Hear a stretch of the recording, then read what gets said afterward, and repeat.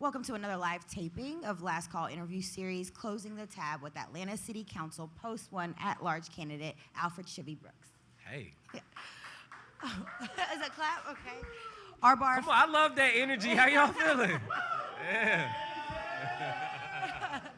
Our bar first met Shivy back in May 2020, right after the murder of George Floyd, when a few of the local activists, Scotty Smart, Attorney Griggs, Marcus T. Coleman, they agreed to hold like an open discussion here about racial injustice and the next steps. And I believe you were in our audience then.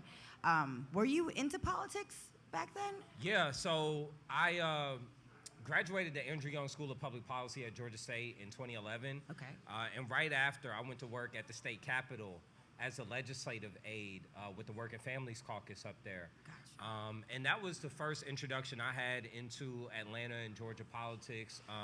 Shout out to Senator Nan Orrock, who lives in my neighborhood and gave me the opportunity to meet some folks, and we never stopped from there. We just stayed engaged.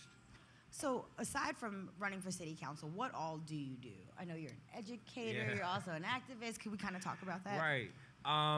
Yeah, thank you for that. So yes, I'm a school teacher by day. I teach high school economics, personal finance, and government at Charles R. Drew High School in Riverdale in Clayton County. And shout out to the South Side. And I'm a business owner. Online, on Instagram, and across social media. I'm an influencer in the education space. And what I do is I put on virtual and in-person conferences for educators throughout America and coach them on how to make classrooms safer places for Black and brown kids. Wow. And beyond that, of course, I'm engaged in the community, on the front lines of the social justice movement, making sure that we're protecting our access to votes, making sure that we are protecting Black bodies against brutality at the hands of the state through policing. And you know, right now what we're doing is just a continuum of my public service and being one who really is a part of the community but also understands how government works. Absolutely. And trying to leverage that work history. I mean, what issues, if you had to say, like what issues are the closest to your heart, or at least right now? Yeah. For me, the things that are closest to heart are ending mass homelessness in Atlanta. It is the concentration of mass poverty that we have in our city. Yes. You know, Atlanta, once you cross over 20 going south, is a different Atlanta than crossing over 20 going north. And one thing that I've learned throughout my work history is that we can only deal with systemic racism and systemic oppression with systemic solutions and through policy, which is why I went to school for policy, because I believe that's the only way we really address those things. Okay, so real quick, I mean, just even what does at large even mean, and what neighborhoods does Post 1 even cover? I mean, for a lot of people that don't really know about politics, I mean, I just learned about at large this year. Right. I mean, for people that don't know, what's a good way to put it to them as to what it is that you'll be covering if you are elected? Right. You know, and we were talking about this earlier, like I think when it comes to politics, we do a very good job of telling everybody, you need to get registered to vote. Right. We do very good job at voter registration, but we do a bad job when it comes to voter education. Like really telling people, what does this seat or this role affect? Right. And how does it impact your life? Right. When it comes to the Post 1 seat, the city government of Atlanta on the legislative side, the city council, has a city council president, which presides over the entire council, right. Kind of lays the groundwork for what goes when, who goes to what committees and those type of things, but they don't have the ability to bring legislation themselves. Okay. Right? Okay. They're kind of the person who just organizes things, if you will. Then you have the 3 post seats. You have Post 1, 2, and 3. Correct.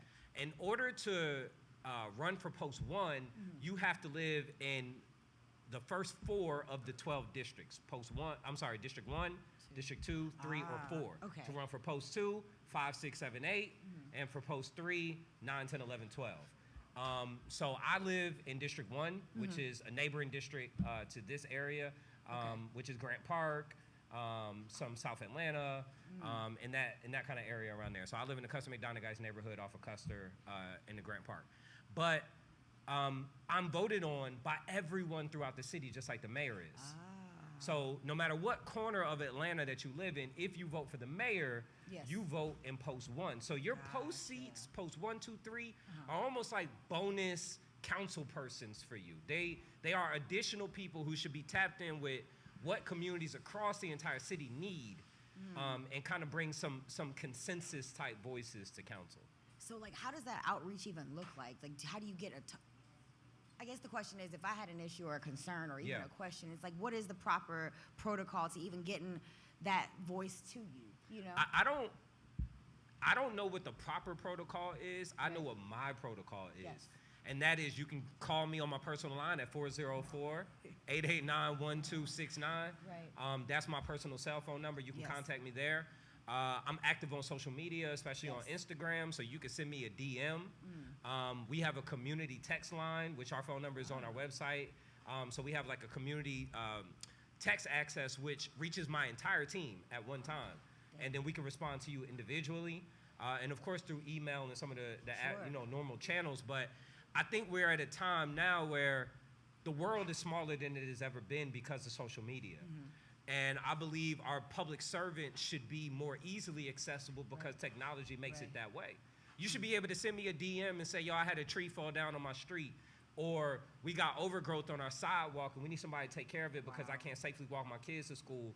You should be able to tap into your locally elected person that way and be able to know that I'm seeing it because you can see the scene on my DM, right? I can't hide that. Right.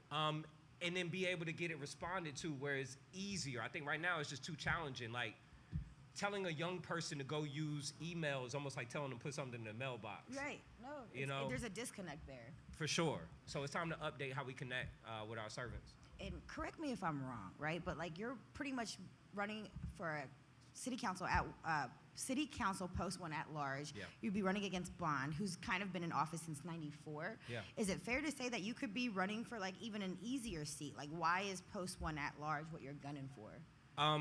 Yeah, so like I told you earlier, I live in District 1. Yes. And councilperson Carla Smith is currently in that seat, and she's not running for re-election, so it's an open seat. Yeah. And for anybody tapped into politics, like, it's easier to run and win a open seat than it is to run for a seat that an incumbent has been in. They have high name recognition, et cetera. Yeah, it's a long time. It is harder. So no, it's not easier. Yeah. But the reason why I'm running for this particular seat is because the incumbent who is in this seat has been someone who has been adversarial to progressive policies and ideas for far too long. And I believe that, especially given the social justice movement we saw over the last year, I mean, this was the largest movement in the history of Atlanta that we saw. And what people are asking for, whether it be police reform, whether it be more affordable housing, whether it be more accountability for our government, whether it be our government being more responsive to the people, that is not indicative of who he is or how he is governed. Now, mind you, the other reasons that I'm running is because I have a vision for what Atlanta could be. Yeah. Mr. Bond has been in office since 1994. Yeah. I was a fourth grade kid, 9 or 10 years old when he was elected. I'm a 37-year-old man with a son that's a high school sophomore at Maynard Jackson High School, and he's still in office. Yeah. If he had a vision for Atlanta, I believe he had plenty of time to see it through. And at some point, it's time for new blood and new leadership. Absolutely. But we know that power does not concede power by you asking. Sometimes you have to take it. So if they won't move out of the way, then we'll run them out the way. That's right. I mean, okay, if you are elected, what are the 3 top priorities for 2022? Starting off with your vision. Yeah. For me, it's a few things. Number one, we need to fully fund our police arrest diversion program. Right now, if a person is in a mental health crisis, for those who don't know, it's called PAD. Oh, yes, right? I've heard when you of that. dial 311, it's the non-emergency line. Like, let's say someone's having a mental health crisis outside. Happens all the time. All the time. Facts. Not even being funny, but happens all the time. Especially over here. Schizophrenia, manic, all kinds of, people have episodes. A little back history real quick before I move forward on that is, before being a teacher, I worked for the Department of Behavioral Health and Developmental Disabilities for 6 years before being a classroom teacher. And what I did in that role was I ran a program called the Respect Institute where I taught people who experience mental illness how to tell their life stories. And then I give them opportunities to speak at state agencies, legislative bodies, nursing schools throughout the state, and use their stories to create policies that center our humanity around mental illness. Off of real life examples. Off real life Yes, examples. absolutely. And so I work right around the corner off of Hilliard at Community Friendship, which is right here. A lot of folks may not even know it exists right here. Yeah. And it is long-term living for people who have experienced a mental illness. It gives them access to mental health care. It gives them access to job training, and it gives them housing. Now, in that work, what I know is that our city governments, our county governments, and our state government does not do enough to help people who are experiencing mental illness. And in the Black and brown and non-white community, it is extremely stigmatized, mental illness. It's the thing we try to pray away, we don't want to talk about, etc. We try, give it to God, baby. It'll be all right. Yeah. But it's not. Yeah. And so what I want to do is lessen engagement between our police department and people experiencing mental health crises. And what that looks like for me is employing what we have called a certified peer specialist. They're trained by the state of Georgia through the Department of Behavioral Health. They would be the point person through PAD to engage with someone in a mental health crisis. Instead of the police. Instead of the police. Gotcha. Right now, they only get $1.5 million of funding through PAD. Yeah. I want to increase that funding to $10 million. And I want it to be a 24/7, 365 service because currently it is only 9 to 5 Monday through Friday. And if y'all know, like I know, I don't know about y'all, I live with depression. I live with anxiety. I talk about this openly, and I believe we need to normalize that, especially for people who are running for elected seats. A mental health crisis does not wait for bankers' hours to show itself. And so I want to make sure that someone like a Ashley Cooley, who had a mental health crisis on a Sunday, who gets police called, doesn't get handcuffed and kicked in the face by somebody with a high school diploma, a badge, and a gun. So it's time for us to get serious about making sure that people who have been in their shoes are the first point people to give them access. So number one would be helping to fund PAD better. It will be ending mass homelessness in the city by building tiny home villages throughout. All right, we got over 900 acres of undeveloped land in the city of Atlanta that the city owns. Yeah. A $20 million investment can build 3,200 tiny homes that will be 12 by 8, electrified, connected to the internet with full wraparound services, access to mental health care, physical health care, and job readiness. That could be spread throughout the city, no concentration of poverty in any one place. And we can make sure that no man, no woman, no family has to sleep in the cold, in the heat, or in the rain. And if I could do those two things within my first 3 years, I feel like I will have done my part to make Atlanta better. Absolutely. Wait, if you do get elected, would you have to put your teaching aside? So my intention is, number one, I'm going to finish this school year out. Yes. And we shall see what will happen. One of the things that I always tell my students is never get too caught up in a job or a position or a title. Get yourself wrapped up in your purpose and your why. Wow. And my purpose and my why is to right the wrongs of America's history, especially on Black and non-white communities. It is to make sure that we end mass homelessness and mass poverty. Yes. And if God finds it fit that I continue this work on council, then that will be where I focus my time and my attention to. Yeah. But my students deserve for me to finish the school year out, and I will. Wow. Something specific, like you said, here on Edgewood, relating to homelessness, do you suggest that the city, I guess, aside from PAD, is there something else that you think the citizens living outside the margins can take from or need to be asking for? They've already asked. Yeah. So maybe about less than 2 months ago, a new conglomerate was created in Atlanta called the Atlanta Homeless Union. I've seen posts about that. Right? Shout out to Diesel and shout out to William Price and some of the brothers and sisters out there on the front lines. So our neighbors came together and did an encampment on the grounds of City Hall.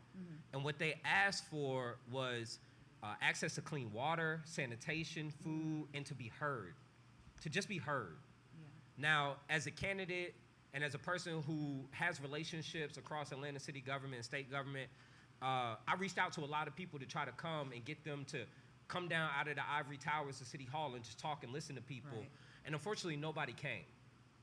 Shout out to City Council President Felicia Moore, because she did show up at the jail after 6 police officers surrounded us, arrested 9 folks, and took them over to Fulton County Jail, and we had to get them bailed out. Rice Street. What they need to know is that they have someone who is fighting for them, because I've always been with them. The other side to it is that they need to know that help is on the way, because we will create legislation that will make transitional housing for our unsheltered population a part of Atlanta's infrastructure. Yeah. And it won't be seen as just some handout. It will be seen Right. as a necessary investment in Atlanta.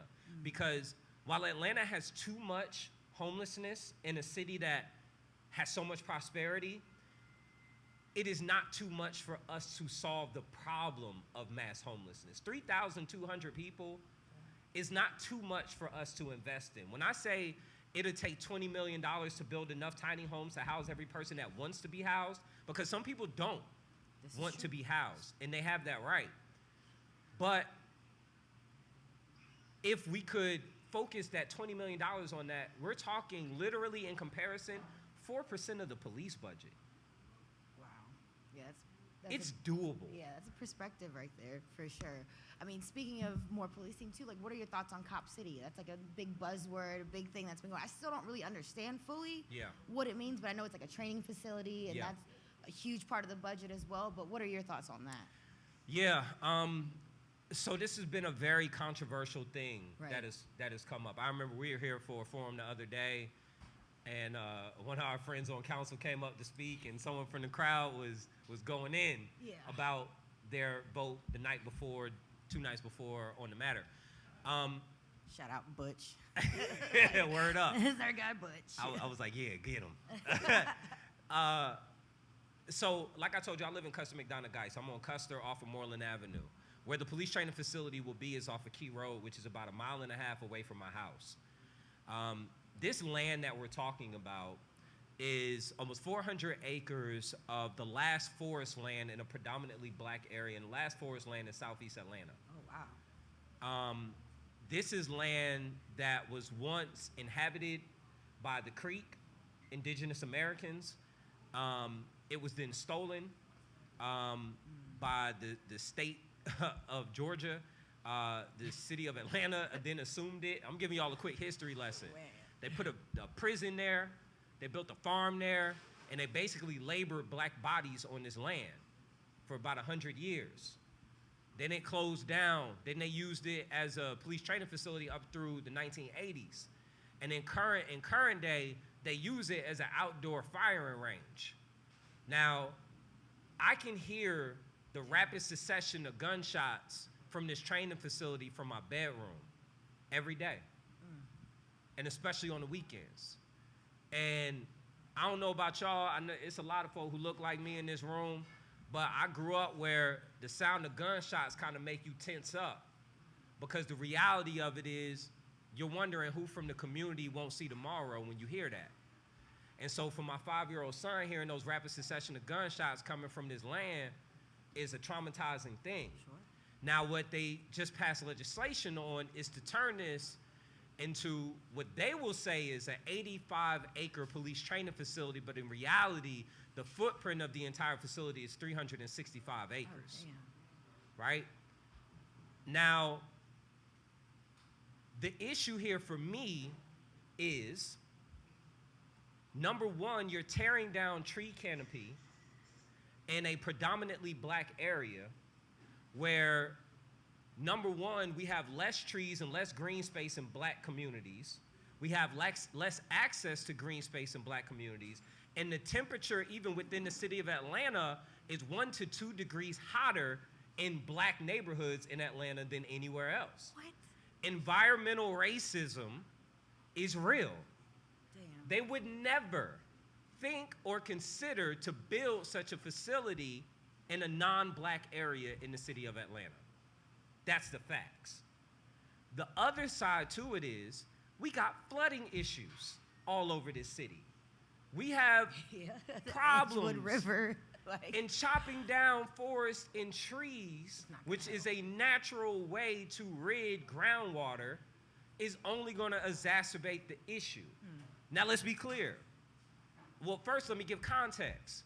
Even if we take the 85 acres, which is the size of this police training facility, New York City, which has the largest police force in the country, has a 31-acre facility. Oh, wow. Los Angeles, second largest police force in the country, 20 acres. Ours is going to be 85 acres. So you mean to tell me that Atlanta needs a facility that's larger than New York and LA combined? I think it's inappropriate after a year and a half of social justice movement. It's inappropriate in the wake of a George Floyd and a Rayshard Brooks or a Jamarian Robinson or an Oscar Kane. Like, it's inappropriate. Now, our police officers need a new training facility. The one that they use now is in a dilapidated school in which they can't even drink the water in the building because of health issues. Oh, wow. They need a facility. You also can't ask for police reform and better community policing and not offer the opportunity for better facilities to train. Okay, fair enough. But it's a lie when you try to say that building a $90 million, 85-acre police training facility is going to lift police morale when it will take 2, 3, 4 years in order to build a thing in the first place. Damn. So let's tell the truth. We can build it on impervious land. It does not need to be that size, and you damn sure will not commit environmental racism on the backs of black babies while I'm on council. I can go with that. Also, mentors and role models. Switching gears real quick. Yeah.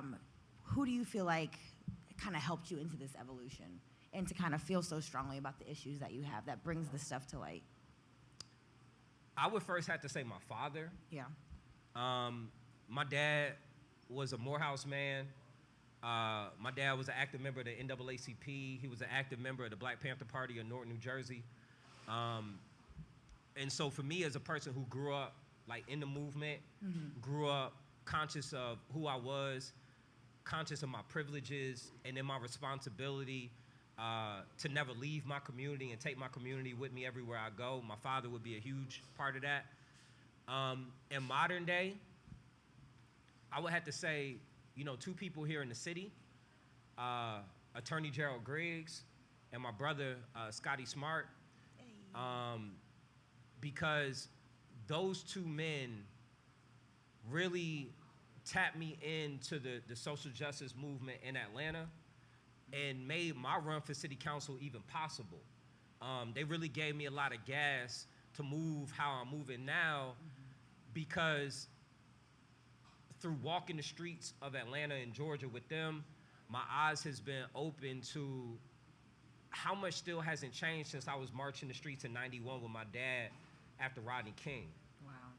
And seeing the complacency of establishment politicians, especially establishment black politicians, who remain in power because of name or affiliation. Right. How much doesn't get done for our community, and how it's time to help lift the wool off of the eyes of our community so we can get real change in this city. So I would give it up to them. And lastly, I would say black women. Real talk, black women, because whether it be my mother or my wife or women that I work with in school buildings, or in the community, the mothers of children that I coached, it always kept my eyes open to what is happening and my ability to impact things and my responsibility to make it so. So those would be my role models. Do you mind if I open up for questions Please, from the go audience? ahead. I do have 2 user-submitted questions that I wanted to ask you, and they're kind of a little out there. One is, where did it go? Oh, if you're a teacher, why run for council and not the school board? Yeah, I like that. I'm not going to tell you who said it, but Yeah. that was an Instagram question. I get asked that question often. Like, I was like, what? yeah, it's like, yo, you're a teacher. Why aren't you running for, school board? Yeah. Now, the truth is this. Anyone who's in education, I mean, everyone here has been in grade school before, right? And y'all know, like I know, no matter how good your teacher is, no matter how great the curriculum is, no matter what resources your school building has, if you don't have a safe place to sleep at night, if you don't have food on the table, if you don't have like your fundamental needs taken care of outside of the classroom, you'll never be able to achieve inside of the classroom. And so making sure that our communities have stable housing, making sure that we eradicate the stronghold of poverty on our community, those are responsibilities of city government through council. And so I know that there has to be a stronger relationship between city council and the school board, and who better to really understand the needs of schools and be a better ally for schools than a teacher that's on city council.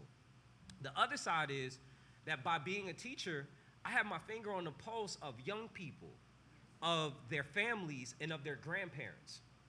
I'm constantly getting feedback on what the community needs are. So I can take that information and that first person knowledge and implement that in the policy on council. Directly straight to the source. Also, side note, I saw that you did something with Shaq and Papa John's. Yeah. Is that still valid, the 25% off? Absolutely. Okay, so y'all, hey, look, if you do call me Shivy, all caps. 25. 25, yeah, 25, yep. And then it takes 25% off your pizza. And you've teamed up and fed 1,000 students since the pandemic? Yeah, so I work with Shaquille O'Neal and the Papa John's Foundation. We fed over 1,000 children and families, both here in Atlanta and throughout the country. I raised over $30,000 in scholarships. I put on a virtual prom for young people. And we've done this work in collaboration, this, pre me running for office or whatnot. And I always say, like, if you want to know who you're going to get when somebody is in office, you see what they did and who they were before running. Yes. And for me, it's always been about making sure our young people are fed, making sure they have opportunity. And so Shaquille O'Neal, Papa John's has been a huge partner working with me to make those things happen. And I think I'll be able to take a lot of that, social media traction and reach that I have and take that with me on council and and have more partners for the city to do more good for our young people and our families. Yes, sir. The last user submitted question. Do you feel that running against Mr. Bond is disrespectful to the legacy of his father? I'm not, That's funny. Yeah. Not sure really the context of that one Yeah, either. that's interesting. What I will say is me running for office is the best thing I can do for my father's legacy. There you go. I think it is the best thing I can do for Atlanta's legacy. I'm more concerned about the legacy of Atlanta, the legacy of our community, and especially of our culture. And when I say our culture, I mean like hip-hop culture. Me being somebody who was a retired Freestyle Friday Hall of Famer from BET's 106 and Park. No way. That's a fact. That's fucking cool. Yeah. What? I did not know that. That's awesome. Me being somebody who came from hip-hop, legitimizes our culture on the political level. And I think it's time for that, right? Like, unfortunately, especially we saw too many of our leaders in hip hop lost too soon. And I think now we're getting to an age of hip hop where it is matured enough that it is only right that some of us start running for office or become the next CEOs or investors or thought leaders or et cetera. And I think for me, this is about the legacy of something bigger than just my last name. This is about the legacy of our people in terms of hip-hop culture, as well as the legacy of the NAACP or Morehouse Men or the Panthers or Atlanta. This is what it's about. It's bigger than that. It's bigger than Bond. It's bigger than Brooks. And then before I turn it over, what are some ways that people can reach you to show their support and or stay on top of your news? Yeah. You did mention Instagram. I know that. Right, for sure. IG. Y'all can hit me on Instagram at callmeshivy, SHIVY. You can call me on my phone, text me. You can call me on my cell phone. 404-889-1269. And then, of course, we have our website, which is brooks4FORATL.com. But I encourage people to get engaged. Right now, voter turnout for early voting is about on par with what it was in 2017. Is that good or bad? That's a bad thing. That's bad, okay. And it's a bad thing because the voter population in Atlanta has almost doubled since 2017. right? Between people moving here, Gen Z coming of age, new people getting registered to vote, et cetera. But what that is a signal of is that many people are apathetic about voting. They feel like it doesn't matter. They're maybe not sure who to vote for. I think the mayor's race is confusing a lot of people. Yes. They don't know who to support. Yeah. And not enough attention is being put, especially on the city council races. Yeah. Because city council is a co-equal branch to the, to the governor, which is executive and the judiciary. And these are the people who can check or balance out what's happening in some of the other branches. These are the people who control whether or not you get a ticket because you get caught with a blunt or a roach or a joint or a cone or whatever you got, or, allegedly. Allegedly. Or if you go to jail. Right. They control whether or not your roads have a certain speed limit or not. They control whether or not you gotta pay to get out of jail or you can get a signature bond to get out of jail. They control a lot of what touches you in government, more than the federal level. And young people really gotta be cognizant of, like, this matters. Yeah. Like, we marched, we fought, we got tear gas, we got shot with rubber bullets, we got hit with LRAD machines, we sacrificed, we donated money, we posted, we did all the things. But will we vote? Yeah. But will we vote? Because it all comes down to who is in local government making these decisions. Whether or not you have an 85-acre police training facility counts on who you vote into office or don't. Whether or not the Atlanta City Detention Center gets closed matters. Whether or not homelessness is allowed to just be a norm matters. And it all counts on who you vote for or if you do not vote. So I call on young people, like, understand, what you don't change, you choose. And so when we don't vote, understand, seniors, older folks, they're voting. Yeah. They're pulling up. And that's why many times older people control policy in office. So if you want the policy to reflect you and protect you, and not only protect you, but help you to thrive, give you access to build up your company, give you access to make sure your grandmother doesn't get outpriced out of her home. If you want these things to be true, then get up and vote.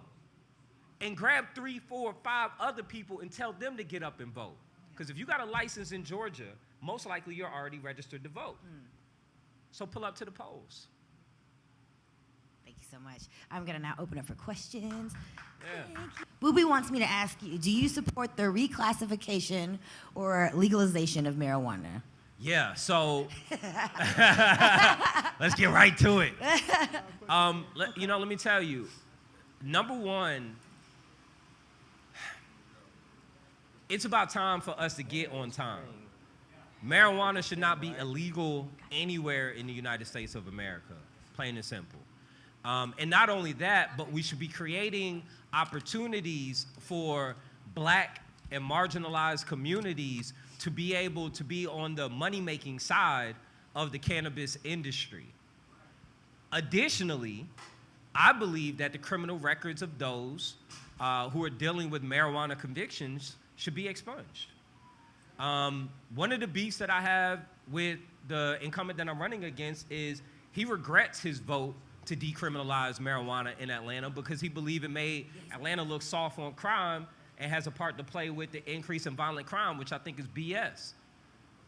Because y'all know, like I know, anybody who medicates is probably more likely to be chilling and be happy than anything else. All right? So I think it's time for us to get with it. Thank you. You want to ask your question? Oh, yeah.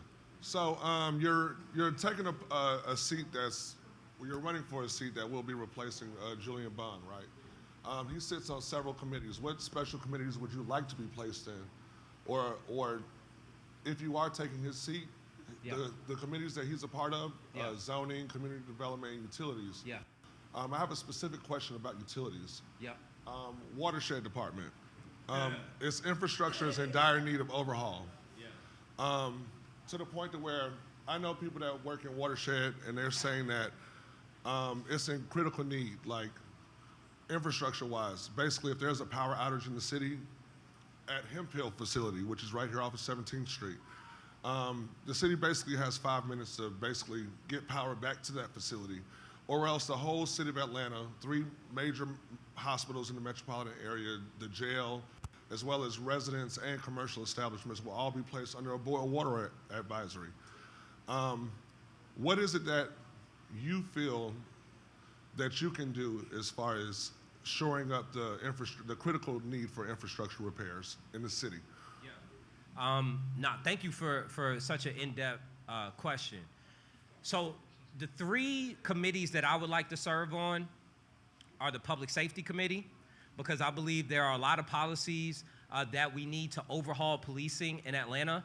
I want a stronger duty to intervene policy in Atlanta, where if a police officer witnesses another police officer brutalizing a person, they have a legal responsibility to intervene on the spot and report. Then I also want something called a Carroll's Law policy, which will protect that officer from any retribution or the blue wall of silence or professional bullying for reporting that issue, right? On the other side, on the community development piece, I want to be tapped in there, because I believe that our recreation centers at our city's parks should be used to engage our youth and help them to tap into the new economy of the day. So a lot of these folks that people are complaining about selling water on the corner and things like that, our young entrepreneurs, I want to give them the opportunity to tap into e-commerce. I want to teach them how to create content, how to edit film, how to become film producers, content producers, how to monetize social media, how to monetize apparel and those type of things. And lastly, utilities. So now on your utilities piece, I'm gonna tell you one of the things that I want to do, and also I'm gonna address your watershed question. What I wanna do is bring a free to low cost 5G internet service that will be owned by the city of Atlanta to the city. And what that would look like is any person in the city of Atlanta, free to up to $20 a month, would have the ability to have high-speed internet access over the air. There's already a black-owned firm that is Atlanta-based that is already doing this work, and we could give a contract to a black-owned firm to now offer internet service to every single Atlantan in this city, plain and simple. Because the digital divide is a huge issue. I see it as a teacher. And we have to acknowledge that the internet is a human necessity in today's time. On the watershed part, one of the issues that we had was we privatized our water services. That created a lot of problems. And we have less oversight when it comes to watershed. Now, I have 4 people in my household. My water bill is a car payment every month. It's a problem. I don't know about y'all, but I'm tired of paying a high water bill and at the same time not having the highest quality water in America. How could I have the most expensive water in America but not the best quality water in America? That doesn't work for me. And we've been on this watershed redevelopment for over 10 years now. It's been a very long time. I think we need more accountability. The city council has the ability to call public hearings. It's kind of like Congress, where you can call people from some of the executive branch departments. They got to come down. You can ask them questions, and on the record, they have to answer it. I think it's time for more scrutiny of these departments, and I think it's time for us to help our people know where our money is being spent, and if it's being wasted, start to check those areas. So with that type of scrutiny, you do understand that the overhaul with what you're saying is, as far as scrutiny, the end-all be-all would be the state basically having oversight over the City of Atlanta Watershed Department. That's something that the city has always fought against.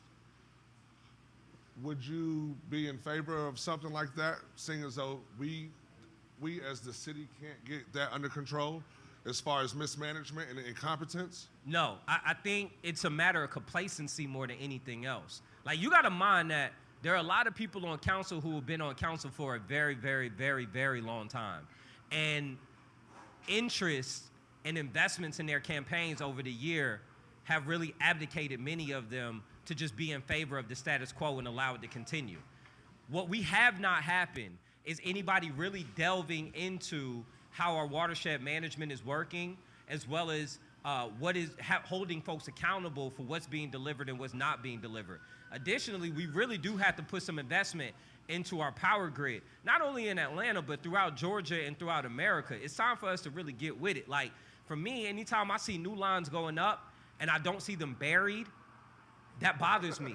Like, I get frustrated with that, because I'm like, it's time for us to really get with it, because every time there's a huge, rain event, ice event, you deal with trees falling over, hitting power lines. You got whole neighborhoods that go without power, sometimes for a week, 2 weeks at a time, and that is a huge issue. And I think if you notice in many of the new developments, new areas, subdevelopments in certain places, you don't see power lines above ground anymore. And I think that's something that we need to start thinking about as a city as we move into a new day. I also heard you touch bases on contracting out work as far as city services, right? So for minority business enterprises, right? Are you okay with 35% of government contracts going towards minority businesses? Should we up the number of percentages for minority businesses, especially in Atlanta, where we have a lot of minority businesses that are operating that provide city services or could provide services for the city? And also, what can we do to streamline that process? Because that is a arduous task to get approved for a minority business enterprise on a state, county, and, Yeah. So to answer your question, it's not enough. And the reason why I say it's not enough is the numbers are this. 96% of black-owned businesses in Atlanta have no employees. None. Only 4% of black-owned businesses have an employee beyond the owner and operator. And a lot of the reason why is because of lack of access to capital and how difficult it is, if you don't come from generational wealth, to meet the criteria you need to access capital. So yes, we do have black firms that are contracting with the city, but my issue is when we talk about diversity of people who get access, it's not just about diversity in skin color, it's also about diversity of who gets to do it. Because once a lot of these people get approved to get a contract with the city, they're approved for life. And they don't get audited again. They don't get reviewed again. They don't get under the same scrutiny again. And a lot of times they're hiring folks who are just middlemen for these services who have no history in doing the thing. They're just like taking the money to then subcontract another somebody and scrape off the top. And I think that creates a lot of inefficient outcomes for the city. Now, what this looks like for me is for us, number one, to audit the contractors we currently have, see what their performances are, hold them under scrutiny if they do not, and then open these contracts up to others who would be more competitive and do the job better. Additionally, we have to start now nurturing other and emerging contractors throughout the city to offer more opportunities to more people. There's no reason that our city contracts should be concentrated just between a rich few elite in the city and then call that diversity. To me, that's BS. Okay, another question. You touched on community development as far as that committee, right? And you also touched on Parks and Recreation. We have a big problem with, ATL bike life. They have a bad stigma attached to them. So would Parks and Recreation, under your, post, would you be an advocate for Parks and Recreation to include like a motorsports park for the city of Atlanta so that people have an outlet for dirt bikes and four-wheelers and stuff? That way they can get off the streets as well and get into a city-sanctioned park or a city-sanctioned area where they can ride freely. You know what I find very interesting? And no one has asked that question yet, and I'm glad that you did, right? Hogging the whole mic.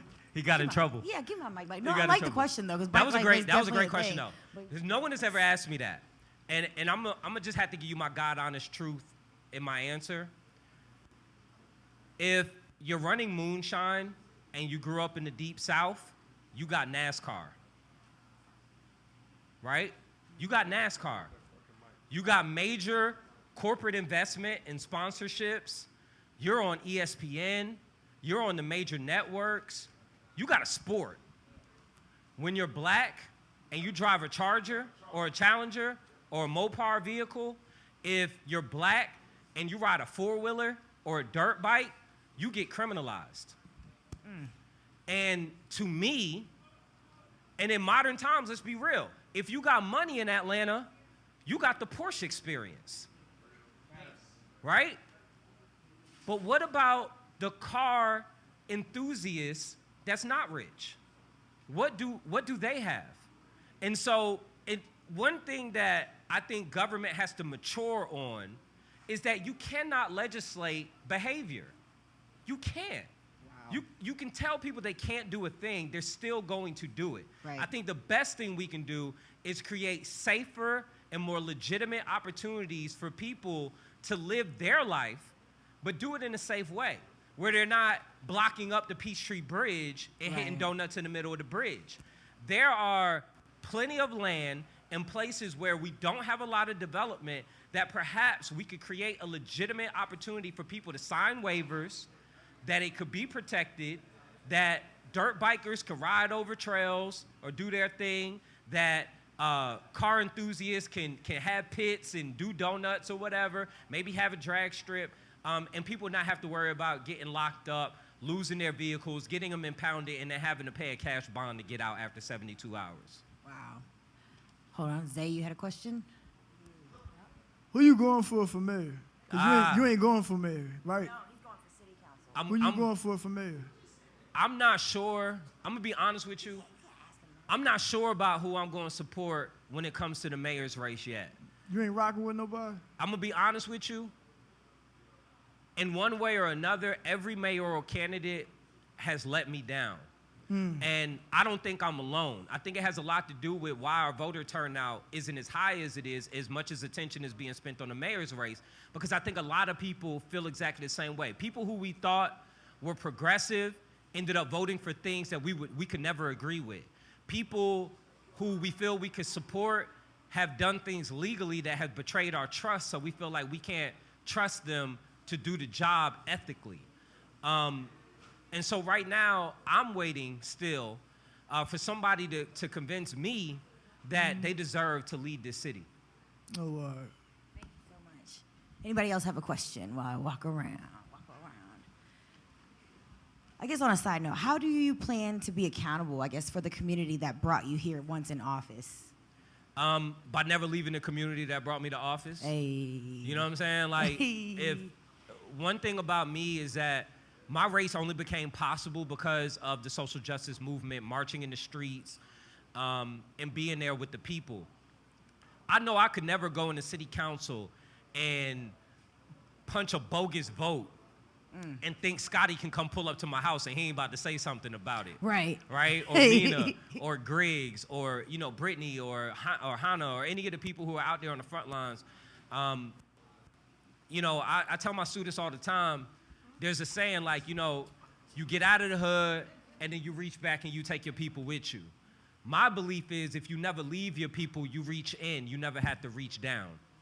And so I never have an intention to leave the people who brought me here because we deserve to have a seat at the table. And the only way I know how to do the will of the people is to stay with the people. Hello there, good brother. What's happening? As a community activist and a frontline supporter, what is your look or your outlook on police reform as a whole? And what do you feel are sustainable steps we have that can be done immediately? Yeah, that's a great question. The first thing is that duty to intervene piece. I think police officers have to be the front line of stopping police brutality. That's number one. Number two, we need better educated police officers. A couple things that I advocate for is investing in the education of police officers, making sure that every officer within the next 5 years has at least 2 years of college education, because studies show they're less likely to use force, less likely to use their firearm, and less likely to be victims of violence themselves because of the ability to critically think, to de-escalate, and to stay tapped in with the community. The other thing is I think we need to incentivize police officers that already have college educations. In other words, offering them an increase in pay that is more competitive with other metro police departments so that our cops are smarter. I believe if we have the duty to intervene, if we have smarter police officers, that will help to build the trust between the community and police officers. And then two, demanding that they get out of their damn cars. Because police officers that are not walking the beat or on a bike or talking to people in the community don't know the community.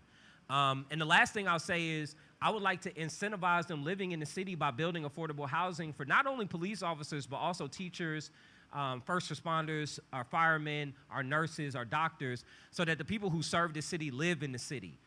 It's a challenge to like mandate that people live in the city, because what happens is you get less applicants and less people who want to live, who will work for the police department because they're forced to live here. But I think if you make it economically a motivator for them to move into the city, that you'll get more than wanting to be here because of a positive incentive, and I think we'll have better outcomes that way. There's a big look into crime in the city, Yeah. and a lot of people say that there should be an increase in the police presence. As an activist myself, I'm one that believes that policing is a response to crime, not a solution to crime. I believe that investing in our community and educational resources is more obtainable and needed for the people who are committing the crimes. How do we allocate funds towards educational resources that give us empowerment centers, that allocate towards community development so that the people who are committing crimes have better resources to become better citizens who can possibly get better jobs and get themselves out of poverty? Yeah. This is why, to the earlier question, why when I talked about what committees I wanted to work on, community development was one of them. You're right on two fronts. Number one, communities that have less policing, less active policing, are actually statistically safer. Additionally, when it comes to wanting to deal with crime, you got to understand that cops don't solve crime. They only respond and react to it. They don't stop it. They don't prevent it. That's just the facts. What we need right now is more investment in our young people. And this is why our park and recs are pivotal, crucial, and important, because we have facilities that have been closed for the last year and a half that have not had enough investment with our nonprofit partners, like people like yourself, Scotty, like with the Smart Foundation. There's no reason that the city shouldn't be contracting with you to have mentorship programs with young people, to do some of the give backs and things like that you're doing, but you having the backing and the support of the city and it being carried out and happening right there at our recreation centers. These recreation centers are places where we could be teaching young people how to do the things they aspire to do and want to do, but we don't have enough innovation, I think, to invest in those things. But when we engage our youth, to me, that stops and stymies a lot of things. It's hard to be what you can't see. So when you give young people access to networks that they normally would not have access to, that opens their entire world up. It was a state senator in New Jersey, a woman by the name of Nia Hill, that lived around the corner from me. And it was in high school when I had an opportunity to go to her house for Christmas dinner. And then, because she had come to my school, heard me talk, and she gave me an invitation to her house. And then I went out and canvassed for her. And working for her in my high school years is what opened my mind to potentially run for office one day. And now here I am, 20 years later. Jesus Christ, I feel old now. 20 years since that time, and now I'm running for office, and it was because of my experience as a high schooler that opened my mind to how much local government mattered and that it could be me too. And so I think that's what our young people need. They need to be opened up to networks. Like resources, a lot of times, man, our kids lack network more than they lack resources. You can give a person money, you can give them fish, but if you don't give them a rod or a pond or bait, then they can't eat forever. So it's a matter of like really helping people to figure it out so that they can thrive themselves, because we all just want to self-determine. So I think I speak for everybody here. 7 years ago, before I got involved, I didn't know who my council member was. I didn't know anything, to be honest. and see you out here. You're everywhere. So are you going to come back when you're elected, or are you going to become one of those people that only comes every 4 years to get a vote? Because it's honest, like, we don't see anybody come out or walk down Edgewood. I live on Auburn. I don't see anybody come down here and talk to the people. So what's your plan for that? Yeah, I mean, it's like what I said earlier. It's a matter of, for me, never changing who I am. You know, I'm a community guy. Like, I'm a villager. That's who I am by nature. Like, for me, environments of elitism breed a lot of the cronyism that we have right now. And I think all that we marched for and we fought for, you and I have marched for a long time in the city together, we know it means a lot to us when elected officials are shoulder to shoulder with us. But it means a whole something different that one of us who have been on the front lines then is elected. So for me, it's more out of the box to be on council and be there than it is for me to be on the street and beside the people. And this is what government is supposed to be about. Like, there's not supposed to be a disconnection between those in office and those in the community. It's supposed to be those in the community are those in office. And that's what I want Atlanta's government to be. And that's why I'm doing my part to make sure that's who we are. So you promise not to laugh at us when we get tear gas? Man, listen. If anything, I'll be out there with y'all. Yeah. Any last questions? No? Okay, one last question and we can wrap it up. What are your thoughts on Buckhead leaving or wanting to leave, or that whole issue? Yeah, so the Buckhead issue is a huge issue. One of the main reasons, there's two main reasons why a lot of folks in Buckhead are saying that they want to secede, or why the people who are saying they want to secede are saying they want to secede. And it is, they feel that violent crime is too high and not being addressed as it should be. But it's also that the city is not responsive to what the people in the community are asking for. The truth is that's the same thing that people on the southwest side of town are saying, right? It's the same thing. Yeah. The difference is that Buckhead is 36% of Atlanta's tax revenue. So if they leave, the consequences, in my opinion, only make the problems that Buckhead has now worse. So if Buckhead feels that violent crime needs to be addressed and the city of Atlanta is not doing enough to respond to it, you also have to keep in mind that $230 million of lost tax revenue with Buckhead seceding is almost equivalent to the $260 million police budget that we have.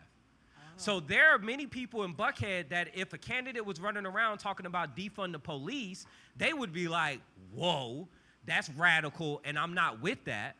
But them leaving would literally defund the police department of Atlanta. That doesn't even address the amount of revenue that will be lost for Atlanta public schools and what that will do to education. If you want to deal with crime in the long term, you don't defund education. If you want to deal with crime in the short term, you don't defund the police department now. And those would be the actual financial repercussions of Buckhead leaving. Buckhead will not have the ability to build a wall and just leave.